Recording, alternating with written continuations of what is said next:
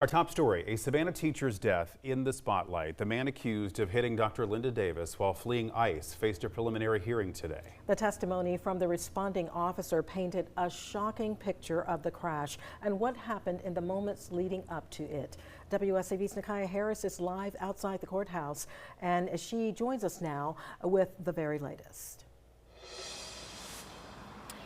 That's right. That Chatham County police officer laid out exactly what happened from the moment that crash happened to the investigation that followed after the death of Dr. Linda Davis. Now today, Judge Harmon determined whether there is probable cause for this case against Oscar Vasquez Lopez to move forward. Now, the officer testified he responded to a three-vehicle crash, a serious crash, he said, at Truman Parkway and Whitfield Avenue. A witness told investigators Davis had a green light while turning left onto Whitfield. The officer said Vasquez Lopez failed to obey the traffic control device at that intersection, running the red light and crashing into Davis's vehicle. Now, keep in mind, Vasquez Lopez is also facing 4 charges: vehicular homicide, reckless driving, driving without a valid license, and failure to obey those traffic controls. Investigators say the impact speed was estimated around 65 miles per hour, and Davis had to be extricated from her vehicle before being taken to the hospital. And 5 seconds prior to impact, Mr. Lopez Vasquez is seen driving 68 miles an hour in a 35-mile-an-hour zone. Between 4.9 seconds and 1.3 seconds before impact, the accelerant input increased and the speed increased to approximately 71 miles an hour. Now, at the end of this hearing, Judge Harmon found sufficient probable cause, meaning the case will now move forward to the Chatham County Superior Court. On News 3 at 10 and 11, I will have more of a deep dive on what this officer said. Reporting in Chatham County, Nakaya Harris, WSAV News 3, on your side. Nakaya, thank you. A surprising discovery shut down a local police building for hours today. Chatham County police say that someone brought what appeared to be a cannonball to their headquarters, forcing officials to call in a bomb squad. It happened just after 11:30 this morning on Police Memorial Drive. Police say a resident was cleaning out her home and found what looked like an old ordnance believed to be a cannonball that had been there for years. Thinking it was the best way to get rid of it, she brought it to police headquarters. Savannah Police and Savannah Fire responded to the scene, and because the device appeared to be military grade, a bomb squad from Fort Stewart was called in to handle it. Officials say the device was safely removed and the building has since reopened. We have new details tonight in the acid attack that seriously injured a Savannah woman near Forsyth Park last year. Investigators now say testing has identified the substance used as a sulfuric acid compound. Police say Ashley Wazalewski was walking back home near Forsyth Park on December 10th when a man approached her and threw a corrosive liquid in her face. Based on recent test results, investigators believe a sulfuric acid compound was used in that attack. Sulfuric acid is a highly corrosive chemical commonly used in products like car batteries, industrial manufacturing, and some heavy-duty cleaners. Investigators say the test results are also helping them follow up on several new leads in the case as the search for the person responsible continues. Now, a story you will see only on News 3. The owner of a Savannah gift shop accused of secretly filming a woman in her apartment is back in court today. WSAV was the only camera in the courtroom as attorneys discussed how to move forward with this case from 2024. WSAV's Sarah Smith joining us now with the latest from that hearing.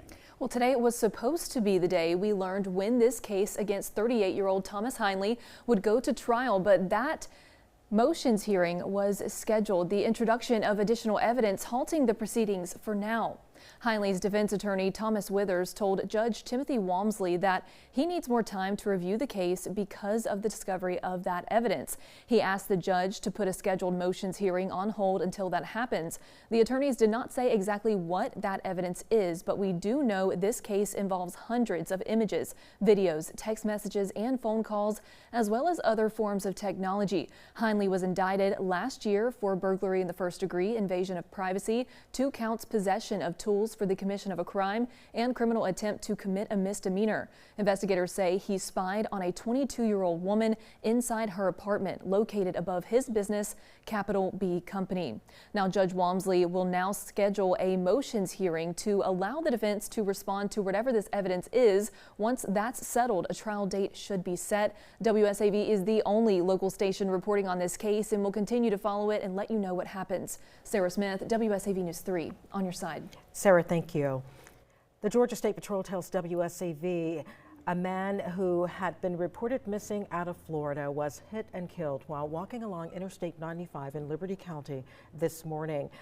According to troopers, 72-year-old Seymour Thompson of Orange County, Florida, was reported missing by his spouse yesterday. So investigators say Thompson left his car on the left shoulder, mile marker 78, and started walking south, eventually walking into oncoming traffic around 5 a.m. The driver, a 58-year-old man from Florida, was traveling with his wife from Ohio to Florida at the time of the crash. The Georgia State Patrol says the investigation into the crash is still ongoing. New developments now in a fight at Bradwell Institute in Hinesville. 4 students have now been charged following the altercation last week. According to court documents, the fight broke out during a class transition on March 4th. School resource officers quickly responding and pepper spray was used to separate the students. Several were injured, including one who suffered a concussion. Others were treated on site for minor cuts, scrapes, and irritation from the pepper spray. The report confirms all 4 face charges, including disorderly conduct and aggravated assault. Authorities say more updates could come as the case moves through the juvenile justice system, and parents are cooperating with investigators. New at 6, a Jasper County man is behind bars tonight after police say they found drugs and a gun during a search of his home. 23-year-old Montez Chaneyfield was arrested today after the narcotics team served a search warrant at a home on Captain Bill Road.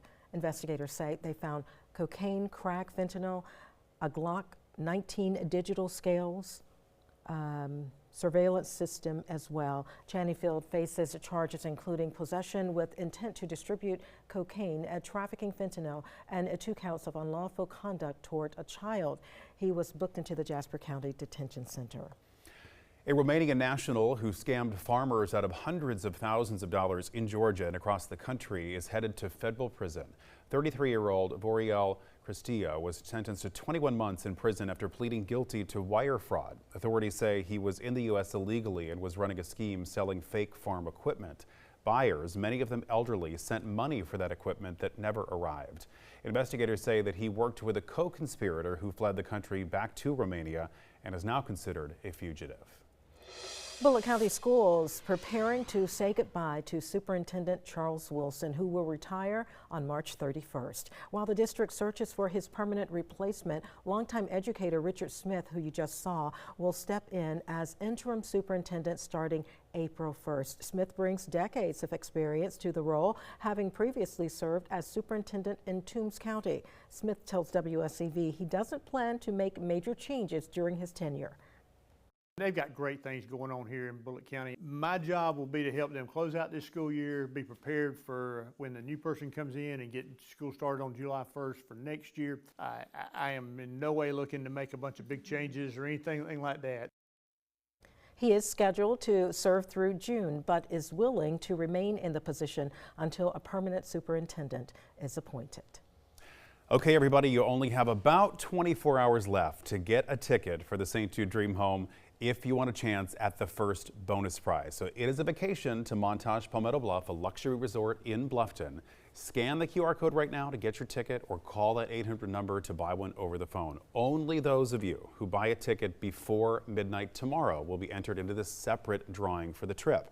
I went to the resort recently to talk with Megan Lamb, the director of marketing. So grateful to be back on the property. We want you to tell everybody exactly what this bonus prize entails because, again, it's a $10,000 package. Yes, so primarily you will have a 3-night stay in our Riverview Cottage, my personal favorite accommodation type, so you'll be right along the May River, and then a dinner in River House, our fine dining restaurant on property. Following dinner, you will have drinks for 2 down in Hush Speakeasy, and then also daily breakfast and a private tour with our staff naturalist. Okay, it's awesome. Now, you're actually eligible for all of the bonus prizes if you enter before tomorrow night. So get that ticket right now. Now, Time Saver Traffic, sponsored by Arrowhead Clinic, the accident doctors, where it pays to get well. This evening in our Time Saver Traffic report, we have been watching I-95 southbound in Chatham County as you approach I-95. There was a report of an accident with a vehicle on fire there. That scene has since cleared up, but still some residual delays back to the north, but also 16 westbound having some delays because of traffic having trouble merging onto 95 southbound. That situation should improve over the next half an hour or so. Weather-wise for tonight, temperatures will be rather chilly and breezy with lows in the 30s and 40s, but milder weather does return as we head into the weekend, along with some shower chances by Sunday. We'll have all the details coming up in a few moments. Up next, thousands of acres of rivers, marshes, and forests are now permanently protected from development. Why conservationists say this is a game changer for the area.